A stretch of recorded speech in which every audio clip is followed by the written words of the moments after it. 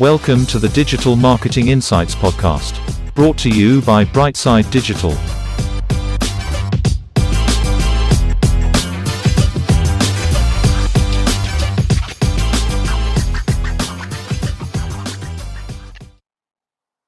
Hi everyone, welcome to the show. I'm delighted to say I have Breige here today. How's it going, Breige? Very well, Tom. Breige, obviously you're a senior e-commerce and digital marketing consultant. Can you tell us all a little bit about what that means and a little bit about yourself, please? Sure. So, I'm a senior e-commerce and digital marketing consultant with Magico, which is a technology company based in Ennis, County Clare. So I work on that side of the house, and I also consult for myself under the Little Rock Digital brand as well. So that's what I'm currently doing. I have been in digital for a very long time. I started out in AIB back in 2006 on the very early iteration of the digital marketing project there on the personal portal. So I was very fortunate, to come in after college into a new, an emerging area, I guess. And I just really liked it. And I've been in digital ever since. And worked for lots of different companies in Ireland and in Australia. And built up some really fun and exciting experience along the way. Brilliant. And Breige, obviously you have different touch points in your career of different areas, but what would you see as your main traffic driver, so to speak, in digital? What would be your main area of work? That's so interesting. And I think it really depends on the type of client or the type of role that you're in. I think for me, given that I started out, in the early days of digital marketing, when tools were really just first starting to be implemented, like Google Ads, for example, and Google Analytics and whatnot, I got a really good foundation in, the setup of the channels.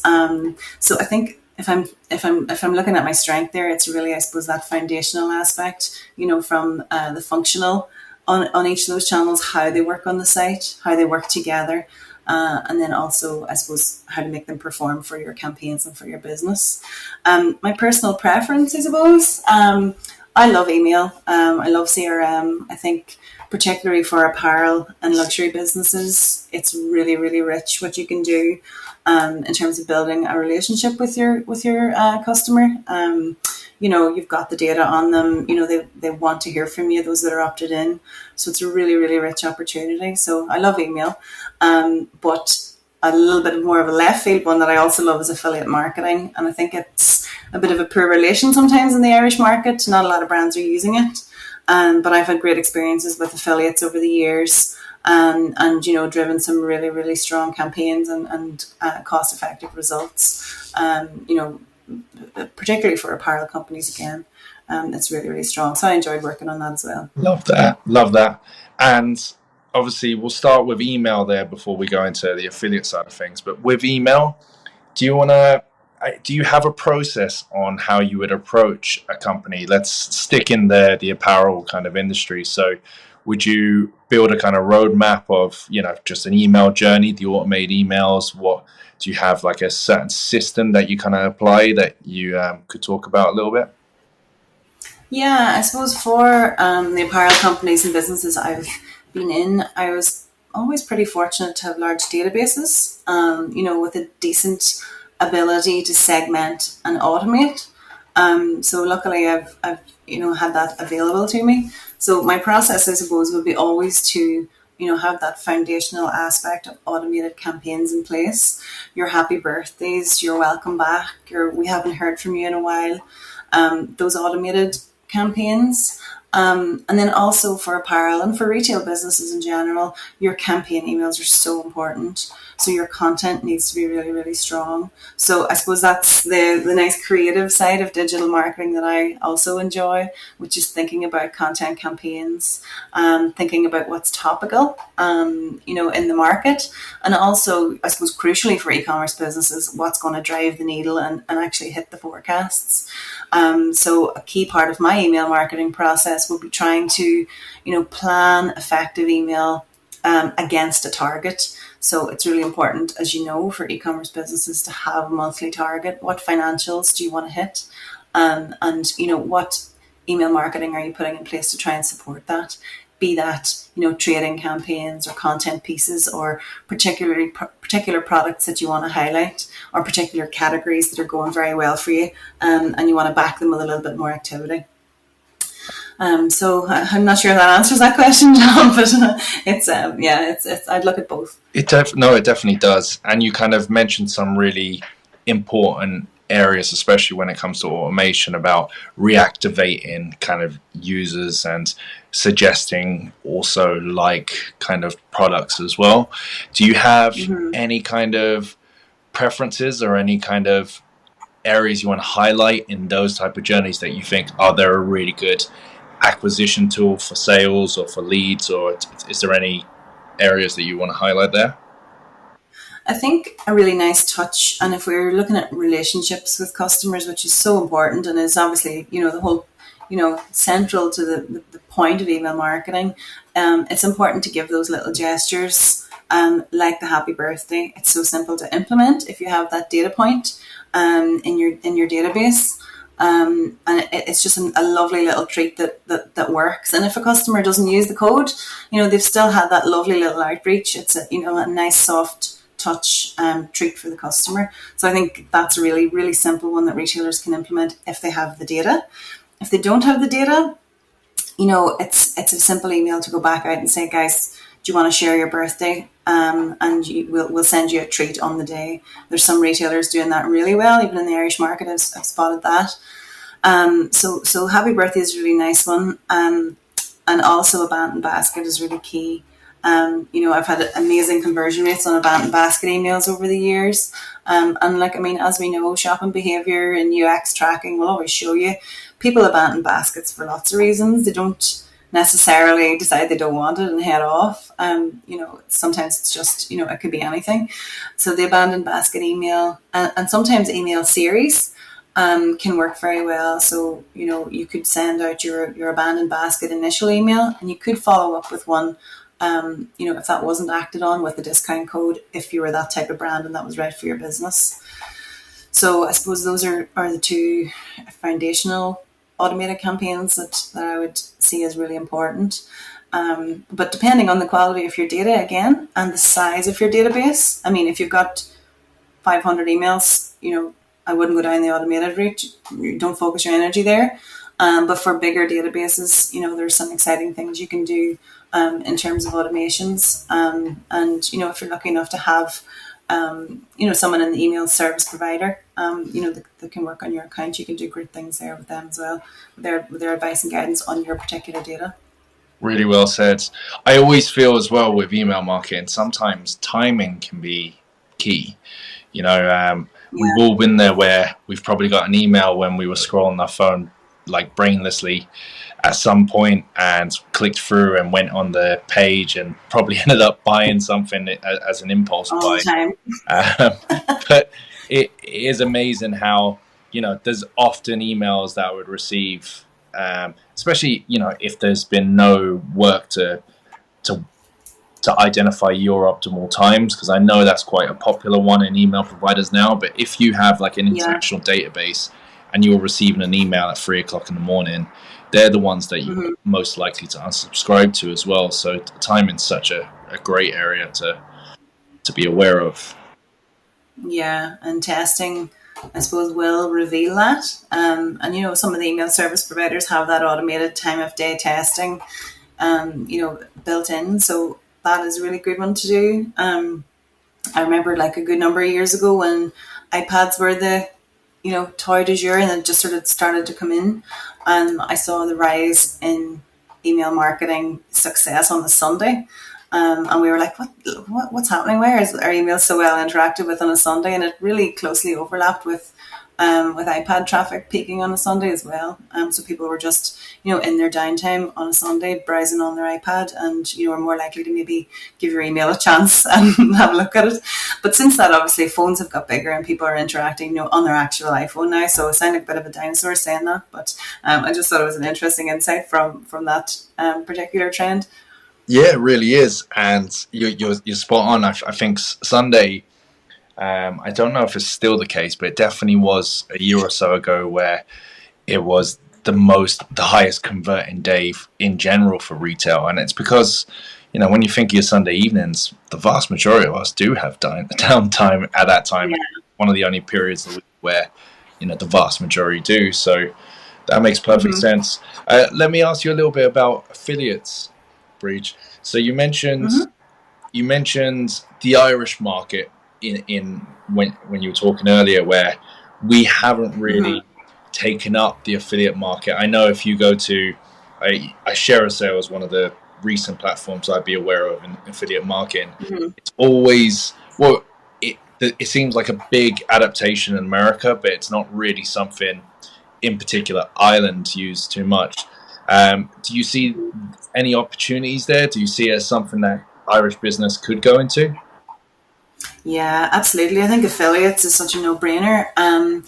And I suppose for different reasons, the markets are quite different. I think the US was very receptive to affiliate marketing from the get-go because it's a very coupon-based market. People are used to couponing in their offline behaviors. So they're used to looking for discounts, online, and we'll use codes and we'll use browser extensions that, pre-populate the codes even. So affiliates, particularly code-based sites, found a receptive audience in the US. A little bit more, I suppose, in Britain.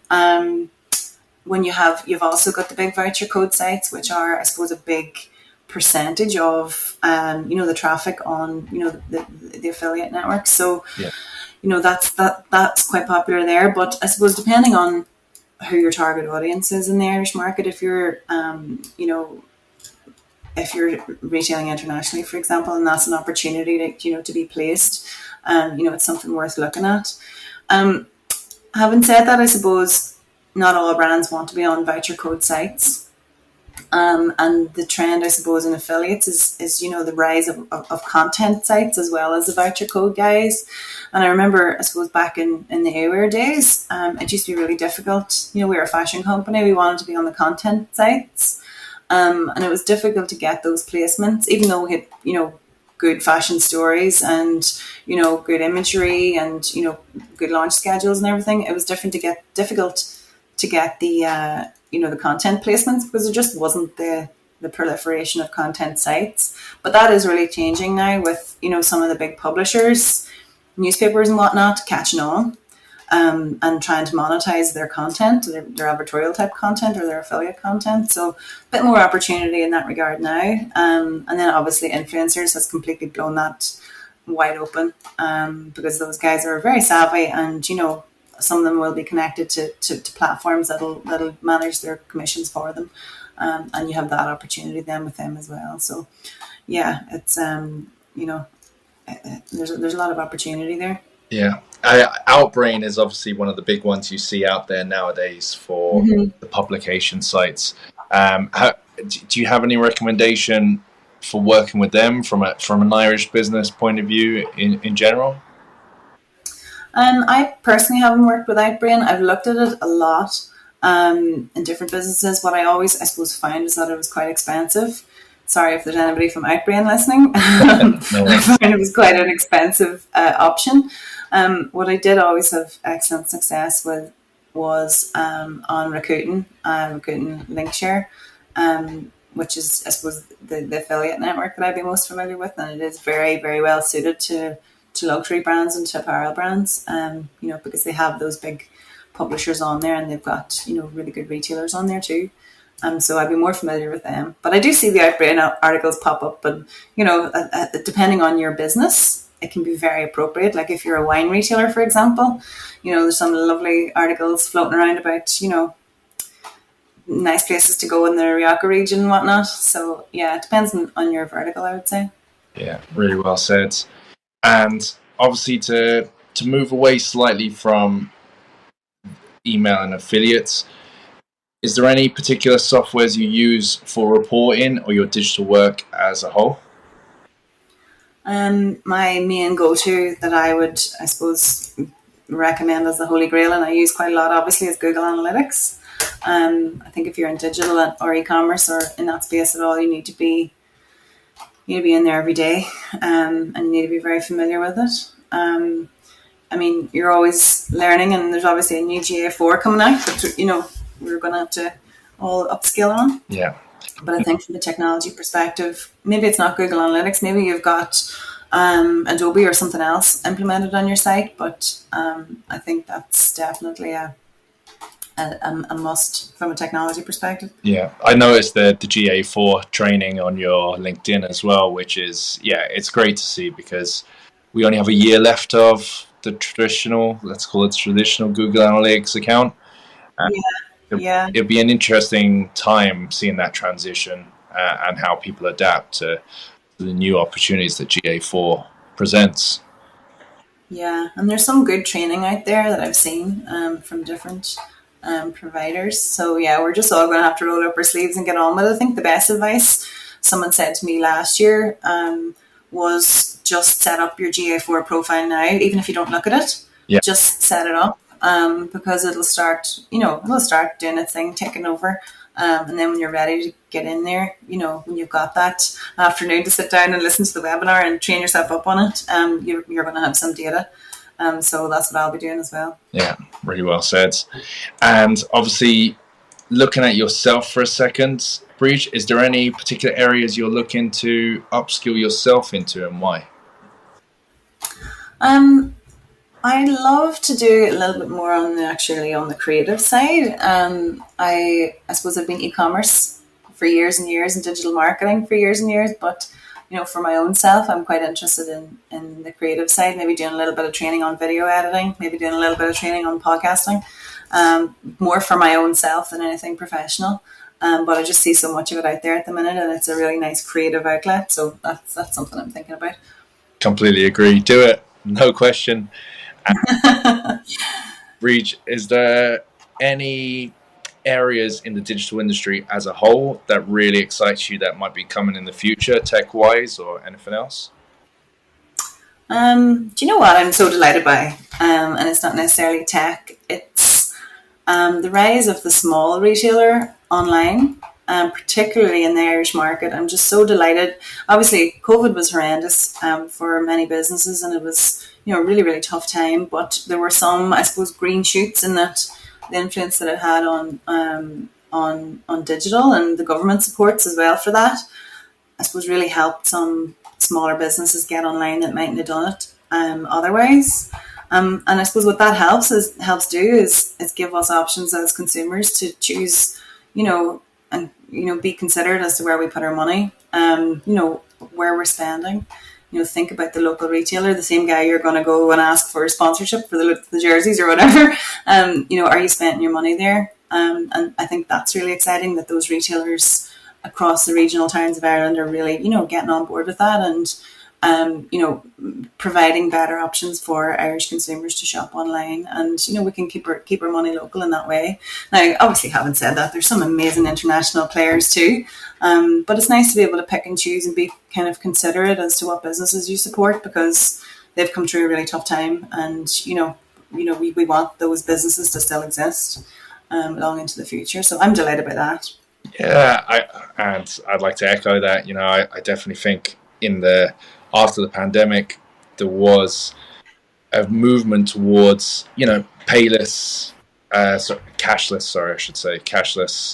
transactions. Everywhere now has a kind of express setup to take cards, which was needed. That means, I think personally, I've started paying a lot more just using my phone, never mind bringing around a wallet.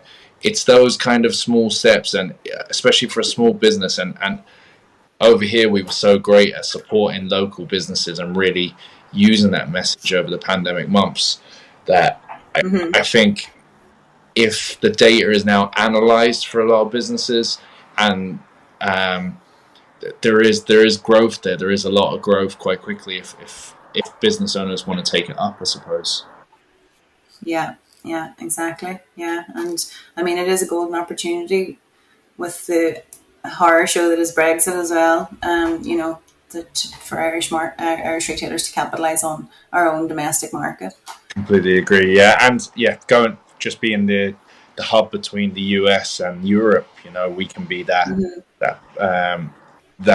country to supply that. So yeah, there's a lot of opportunity at the moment if you want to look at it that way, you know. Yeah. Lastly, Breige, we always ask the same question to end the show, which is, if you could bottle up one personality trait that you have yourself and you could pass on to others, what would it be? This is really difficult one, Tom, because no one obviously likes to blow their own trumpet. So what I'm going to say is a good thing and a bad thing. I am a retail obsessive. I love shopping online. I love shopping offline. And I really, I suppose, follow closely what the retail brands that I'm interested in are doing, online and offline. So will be interested in random businesses here, there, and everywhere, and online as well, which is a great thing, because it means then that you're very close to what's happening in the market. And when I suppose had teams or had people working on my team, I would have kind of tried to promote that. Watch your competitors, and that's very much an apparel business thing. It's really drummed into you on a Monday morning trade. It's like, what happened in the guy across the street? What was he doing? What was his trading pattern? So I think that's a really good skill to have. And watch your direct competitors, and understand their trading patterns, but then also know who your inspiration set are. If you're, for example, not to keep going back to it, but if you're an apparel company, you're probably looking at someone who's your direct competitor in terms of their trading. Were they in 30% off over the weekend, or is it 2-for-1 on something? But then also from a digital perspective, it's really important to, watch the inspiration guys. So you're also looking at Net-a-Porter, you're looking at, I suppose, ASOS from a functionality perspective, and you're really understanding what excellent looks like. So I would do that, and it's bad for my bank balance, but good for the old market understanding, I suppose. What a lovely way to end the show. Breige, thank you so much for being on the show. No worries, Tom. It's been fantastic, and I'm sure everyone listening will love to hear what you have to say. Thanks so much, and well done with the show. I've listened to a good few of the episodes now and really enjoying it.